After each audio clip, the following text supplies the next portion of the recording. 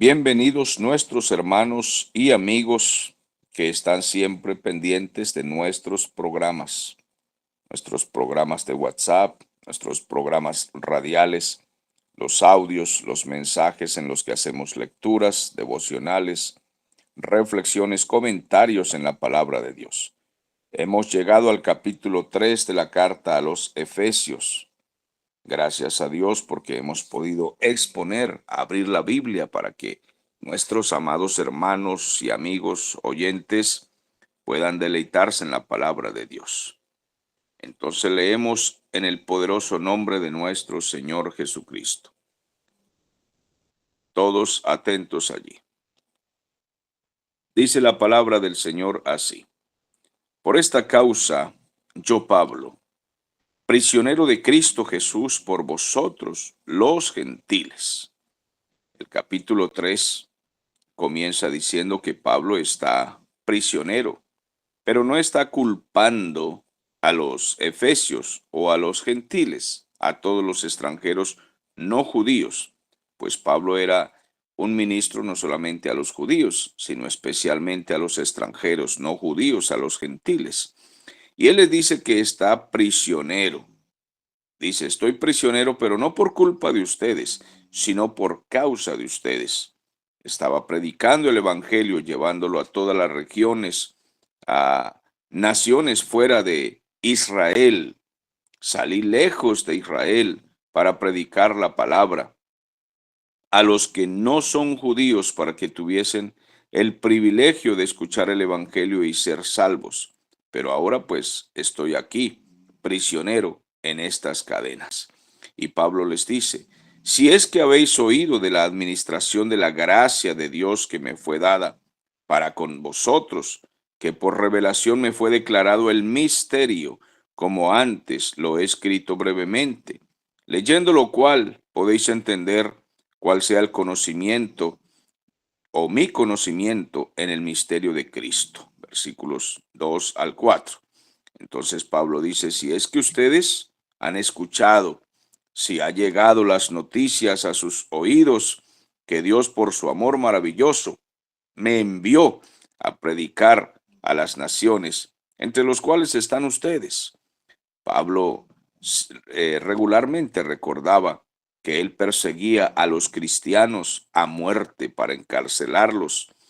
Iba fuera de las puertas de Israel, se esforzaba y arriesgaba su vida, su salud, persiguiendo cristianos, los atrapaba, los arrastraba, los hacía renunciar a Cristo. Esos eran sus esfuerzos. Pero un día se le apareció el Señor. Iba camino a Damasco, la capital de Siria, y en esa persecución se le aparece el Señor. Lo derriba por tierra, lo resplandece con una luz, la luz del Señor, y lo deja allí ciego. Y él escucha una voz que le dice, yo soy Jesús al que tú persigues. Porque él en el susto pregunta, ¿quién eres? Y el Señor le responde, yo soy Jesús al que tú persigues, porque quien persigue mi iglesia me persigue a mí. Dura cosa te es dar cosas contra el aguijón.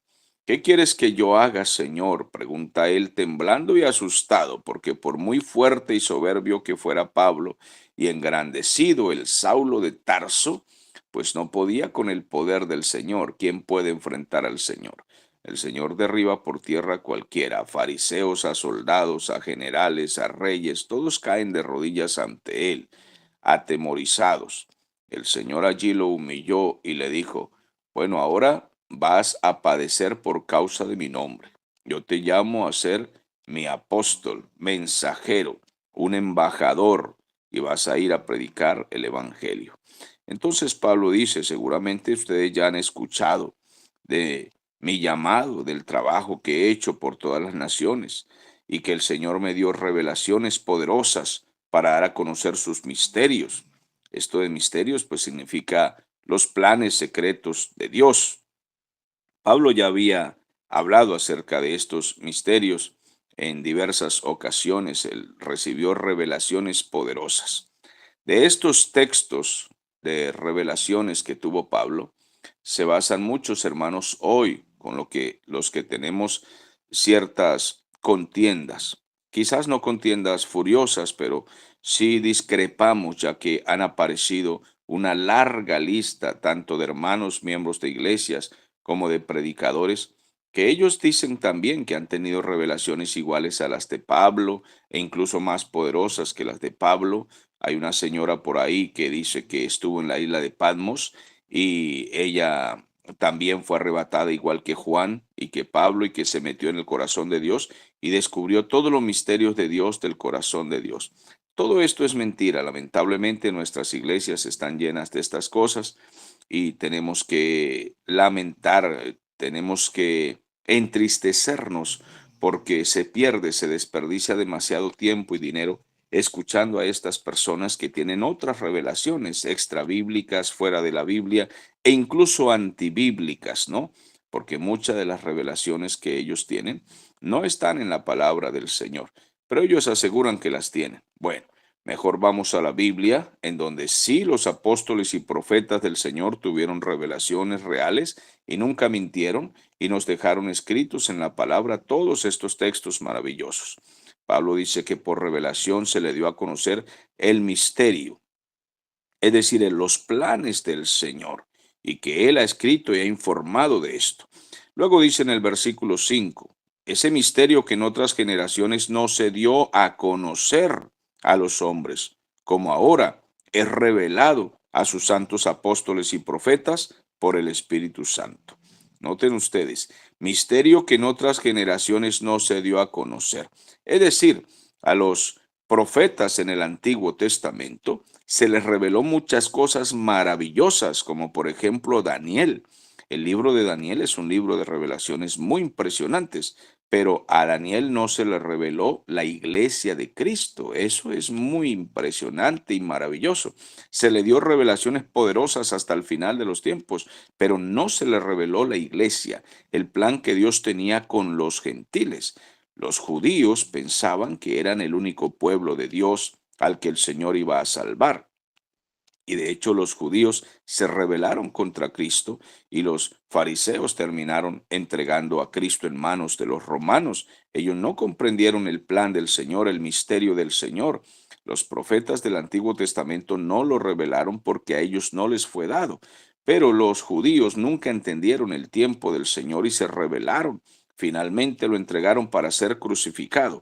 Pero a Pablo y a los apóstoles se les reveló todo el misterio, el plan completo, y ellos dejaron esto escrito para que ahora nosotros podamos entonces leerlo.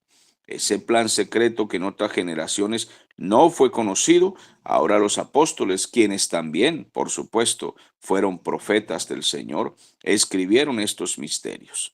Entonces dice el versículo 6 y 7 que los gentiles son coherederos y miembros del mismo cuerpo. Ese es el misterio maravilloso, y participantes o copartícipes de la promesa en Cristo Jesús por medio del Evangelio, del cual yo fui hecho ministro por el don de la gracia de Dios que me ha sido dado según la operación de su poder. Que el Señor, dice Pablo, me llamó a ser ministro, embajador, predicador de estos misterios, pero dice que por gracia. Esto debe estar muy claro. Pablo está diciendo, no me llamó porque yo fuera un excelente expositor, un fariseo de fariseos, un conocedor de escrituras, que conocía toda la teología, disputaba incluso con filósofos. No, no me llamó por esto, porque yo sea alguien o haya sido alguien. Me llamó por gracia. Todo creyente y todo pastor debe tener muy claro que lo que somos y lo que hacemos es por gracia y solo gracia. Nadie piense que el Señor le ha llamado porque tiene el hombre estas cualidades o estas capacidades. No, el apóstol Pablo dijo, todo lo que tengo, todo el poderío de lo que fui, mis conocimientos y todo en lo que fui formado a los pies de Gamaliel y toda mi teología y formación judía y farisaica, todo lo tengo por basura, dijo él. Lo tengo por basura, lo dejé atrás, todo terminó, porque ahora me aferro solamente a Cristo, a lo que Él me enseñe. me humillo ante Él y lo que Él me diga, eso es lo que haré. Donde Él me guíe, ahí es donde voy a poner mis pies. Esa es la gracia y aquellos que la entienden se aferran a esa gracia. Este es el plan secreto. Esto es lo que el Señor le dio a conocer a Pablo, ese misterio poderoso de llevar el mensaje del Evangelio a los extranjeros, a los que no conocían la ley del Señor, ni tenían parte en los misterios, en los pactos y en todo lo que Dios había prometido entonces a Israel.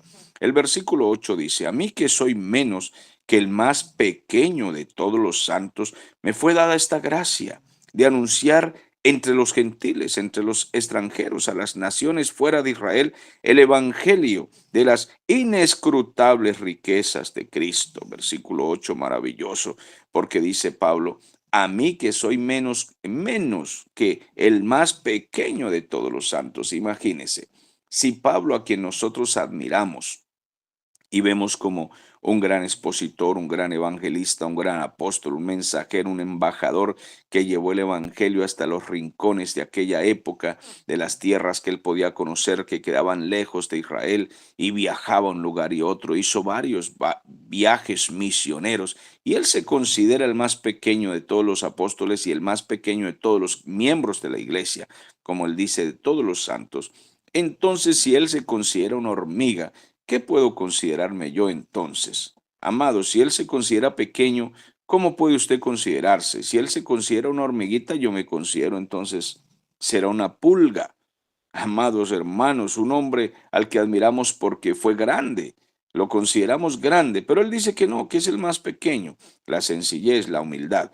Pero hoy un hermano no puede tener una pesadilla porque inmediatamente dice que es apóstol internacional, que es profeta, que tuvo 1000 revelaciones. Los hombres de hoy se echan muchas flores a sí mismos, se compran credenciales y títulos diciendo que son alguien y que son profetas y que son internacionales y se jactan de eso y andan diciendo por ahí que a mí me dio tal revelación el Señor. ¿Cómo deberíamos aprender de la humildad de este hombre que dice, yo soy el menos importante, dice Pablo?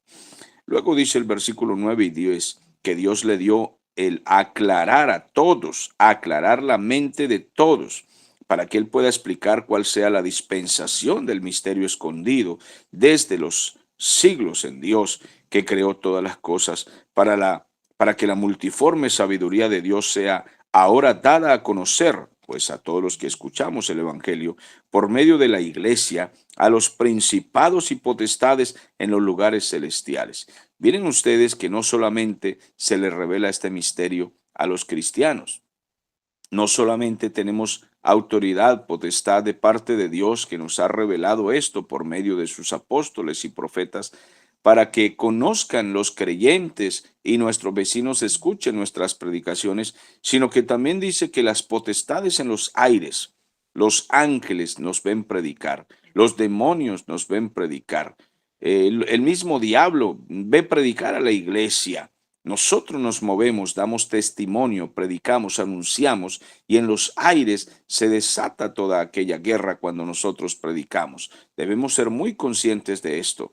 Claro, no ir más allá de lo que la Biblia dice. Algunos hermanos han inventado unas doctrinas acerca de guerra espiritual que son muy contenciosas y causan mucha confusión, hablando de cosas que son hasta incoherentes y son locuras. Pero sí debemos comprender que predicar el Evangelio y dar buen testimonio es una guerra espiritual indudable. Los ángeles se dan cuenta de esto y miran cuando damos buen o mal testimonio. Ellos observan, los demonios también lo observan, el diablo también observa todo esto, porque este misterio fue dado a conocer, el plan secreto de Dios a todos los hombres, pero también a las potestades en los aires. Debemos estar muy conscientes de esto. Luego nos dice Pablo, conforme al propósito eterno que hizo en Cristo Jesús nuestro Señor, en quien tenemos seguridad y acceso con confianza por medio de la fe en Él, por lo cual pido que no desmayéis a causa de mis tribulaciones por vosotros, las cuales son vuestra gloria. Versículo 11 al 13.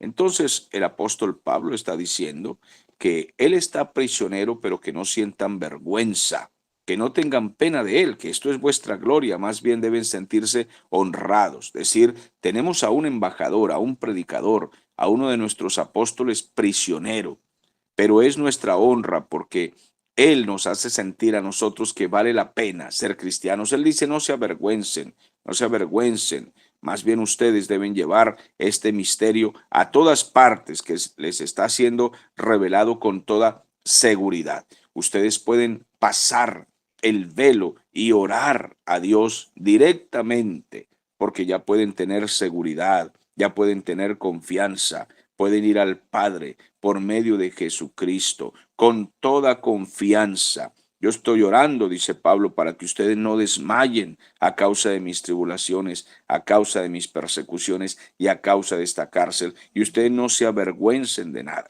sino más bien se sientan honrados de que vale la pena ser fieles a Cristo, luchar por Cristo. Tenemos libertad ante Dios, plena confianza. Podemos hablar con Él y podemos hablar de Él en todas partes sin ninguna vergüenza y sin ningún miedo.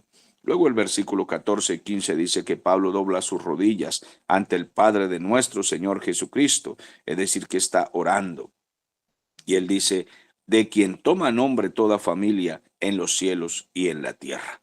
Entonces está orando ante el Padre, está pidiendo. Qué buen ejemplo de pastor nos da el apóstol Pablo, que siempre en todos los textos nos está recordando que él está orando por aquellos a quienes él evangeliza y forma y disipula. Todo pastor debe orar por la gente a quien enseña el evangelio, debe orar para que la palabra los alcance y debe orar para que sus mensajes lleguen al corazón y sus mensajes sean bíblicos y totalmente cristocéntricos y que no hablen de otras cosas. A mí me da mucho pesar y a veces pena ajena cuando escucho a un predicador leer un versículo para predicar un mensaje de hora y media y luego lee un solo versículo y comienza a hablar de un montón de cosas y echa cuentos y dice tanta, perdone la expresión, carreta que no se le entiende. Nos cuenta las historias de la suegra, del tío, del primo, de los viajes que ha hecho, de los zapatos que se compró, de todo un poco y desperdicia hora y media en esto y luego al final termina tirando la gente al piso, tirándoles agua, aceite, y a esto es a lo que llaman hoy en día la administración del Espíritu Santo.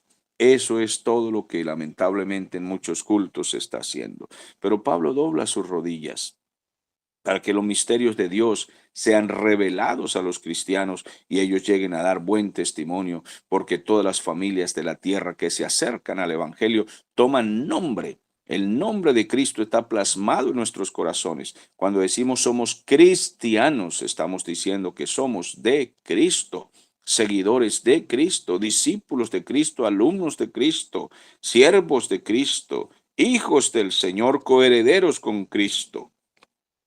Entonces, nuestro tiempo debe ser bien aprovechado cuando se trata de la lectura de la palabra y de la enseñanza al pueblo de Dios y orar para que ellos puedan entender el mensaje de la palabra. Luego nos dice para que os dé conforme a las riquezas de su gloria el ser fortalecidos con poder en el hombre interior por su espíritu, para que habite Cristo por la fe en vuestros corazones, a fin de que arraigados y cimentados en amor, dice la palabra, seáis plenamente capaces de comprender con todos los santos cuál sea la anchura, la longitud, la profundidad y la altura, y de conocer el amor de Cristo que excede todo conocimiento, para que seáis llenos de toda plenitud de Dios. Versículos 18 y 19, 16 al 19 son maravillosos. El apóstol dice que está pidiendo que esas grandezas, esos misterios profundos de Dios lleguen al corazón de la gente y que sean fortalecidos en su vida interior, en su vida espiritual, tengan fortaleza. Los creyentes deben dejar de estarse quejando por las pruebas diarias, las cosas que son necesarias que pasemos a diario, porque cada día trae su propio afán, su propia dificultad, y a veces estamos llorando porque no hay tomate para las lentejas, cuando tenemos cosas más grandes y gloriosas que hablar y que predicar y que decir a los hombres, y nos estamos quejando porque no hay mayonesa para los espaguetis. Amados hermanos, Pablo oraba para que las grandezas de Dios llegaran al corazón y fuéramos fortalecidos, dice, para que los efesios, que él estaba escribiendo esta carta a los efesios, ustedes sean fortalecidos en el poder de la vida interior, en el poder de la vida espiritual, para que tengan fe, para que ese amor poderoso del Señor haga raíces y tenga cimientos en su vida y ustedes puedan conocer cosas que son más grandes y poderosas que esos pleitos rutinarios y diarios que se presentan en las familias, en los hogares, los esposos peleando por trivialidades, que si me dejó quemar la arepa y ya por eso van a acabar el matrimonio, que me voy a trabajar y el café no estaba bien caliente y entonces el marido maltrata a la esposa por esto. Amados, a veces escuchamos a los hermanos, tanto esposos como los hermanos en las congregaciones, peleando por el color de las cortinas, que esa cortina no me gustó, ese azul está muy pálido, yo lo quería más oscuro, tenemos que hacer una reunión de gabinete de gobierno y esas reuniones de gabinete de gobierno de la iglesia duran a veces 3, 4 horas peleando por las cortinas o porque el almuerzo que había que hacer el domingo debía ser una sopa más aguada o más espesa y entonces el gabinete está discutiendo puntos muy importantes. Amados, hay cosas más, pero más lindas y profundas que discutir en la iglesia. Pablo dice que el pueblo de Dios debe conocer es lo ancho, lo largo, lo alto y lo profundo del amor del Señor. El amor de Cristo es tan grande que supera todo conocimiento, es más ancho que todo lo que el hombre pueda saber y experimentar en esta tierra, es más profundo, más alto, es más largo que todo lo que el hombre pueda conocer en esta tierra y eso es lo que Pablo quiere que conozcamos nosotros y lo enseñemos a la gente, que no existe amor y que no existe poder que pueda ser más ancho, más largo, más profundo, más extenso, más abierto, más expuesto. Amados, que lo que Cristo nos ofrece a nosotros, no existe nada mejor. Y eso es lo que nosotros debemos buscar con profundidad, que en nuestros hogares se conozca el poder de Dios, que nuestros vecinos, perdone la expresión, tengan envidia de nuestro buen testimonio. ¿Qué tendrá esa familia que cuando habla se expresa también? ¿Qué tendrá esa familia? ¿Qué tendrá ese hogar? Oye, que ese hogar como que sus rostros parece que brillaran de gozo cuando estamos en medio de una guerra o de la inflación. Cuando el kilo de harina vale 10,000 pesos, deberíamos estar todos lloriqueando y quejándonos, pero esa familia nunca se queja. Nunca ese marido golpea a esa esposa, nunca esa esposa le contesta mal a ese esposo. ¿Qué tendrán? Bueno, sencillo, que ellos conocen cuál es la anchura, cuál es la longitud, cuál es la profundidad del poder y del amor de Cristo y están pendientes. Es de estas cosas profundas, lindas, que el Señor quiere que nosotros conozcamos. Luego nos dice, y aquel que es poderoso para hacer todas las cosas mucho más abundantemente de lo que pedimos o entendemos según el poder que actúa en nosotros, a Él sea la gloria en la iglesia, en Cristo Jesús, por todas las edades y por todos los siglos de los siglos. Bueno, Pablo dice que por el poder de Dios que está obrando en nosotros, Él puede hacer mucho más de lo que jamás podríamos pedir o imaginar. Y le da gloria a Dios porque en la iglesia y en Cristo Jesús, todas las generaciones siempre puedan comprender esto. Mis amados hermanos, hoy quiero que comprendan que tenemos cosas maravillosas que aprender en la palabra del Señor y en la vida diaria, que la palabra del Señor pueda ser aplicada a nosotros. Recuerde que esta carta la escribió Pablo estando preso. ¿Por qué en este capítulo 3 Pablo no está diciendo, y recuerden ustedes de enviarme las pastillitas para la depresión? También envíenme por favor algo, alguna inyección que pueda animarme, darme ánimo, porque estoy desanimado en esta cárcel. Me la paso aquí entristecido, pensando en cuántos paseos y vacaciones hubiera podido darme con mis hermanos, mis amigos, mis vecinos. Ay, cuántas cosas hubiera podido disfrutar si estuviera libre. Pablo está preso y nos está dando ejemplo de qué es la libertad. La libertad no depende de unos barrotes o de unas cadenas. No, no depende de que sean rotas. La libertad está dentro de nosotros cuando tenemos a Cristo. Él está prisionero, pero está instruyendo a la iglesia, está instruyendo al mundo, está dejando cartas que quedarán vigentes para el resto de las generaciones y estando prisionero, habla de la altura, la profundidad, la anchura y la largura del amor y del poder de Cristo. Y nos está animando a todos a ser creyentes fervorosos. En el capítulo 1 y 2 nos habló del misterio de la salvación por predestinación, una doctrina muy rechazada, por cierto, en nuestras iglesias cristianas desde hace un tiempo para acá, quizás 100 años esta doctrina es rechazada. Muchas iglesias no quieren escuchar ni leer los versículos en donde dice que el Señor ya tenía un plan de salvación desde antes de la fundación del mundo y que Él había hecho el libro de la vida. Pero el capítulo 1 y 2 lo explica muy bien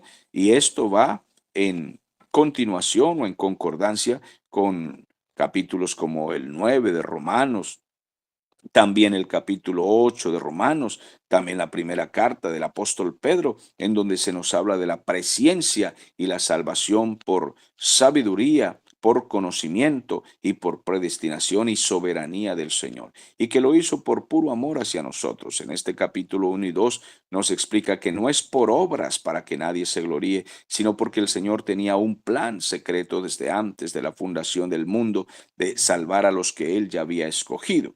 Luego en el capítulo 3 comienza a hablarnos de el misterio que es revelado a nuestros corazones para que podamos dar buen testimonio, para que nos mantengamos en esto. Luego pasaremos al capítulo 4 y 5 en donde sigue hablando de la unidad de la iglesia y el buen testimonio que la iglesia debe dar ante los gentiles, ante los que no son cristianos, los que no forman todavía parte de la iglesia, cómo la iglesia debe vivir con este profundo amor hacia Cristo que se revela con buen testimonio y poder verdadero. El poder de Dios en nuestras vidas no es simplemente estar hablando en lenguas, tirándose al piso, cabeceando y haciendo tanto ruido como hacen algunos para mostrar que tienen poder. No se basa simplemente en eso, es mucho más allá y más profundo que todo eso. Es vivir con conocimiento, con amor por la palabra, con buen testimonio aplicando la Biblia todos los días a nuestra vida y para que cuando expresemos el Evangelio a las personas lo puedan comprender a causa de la gracia que el Señor nos concede y el poder que nos concede predicar con autoridad para que otros puedan recibir esta revelación maravillosa. Este capítulo 3, amados hermanos, no es muy difícil de comprender si usted lo lee con atención. Se da cuenta entonces que el apóstol Pablo nos está hablando de parte del Espíritu Santo para que conozcamos la profundidad, la largura, la anchura de los misterios del Señor, del amor de Dios, del poder de Dios revelado a nuestros corazones. Así de sencillo, hemos terminado la lectura de este capítulo para dar parte a ustedes a que tengan algún comentario importante en este momento.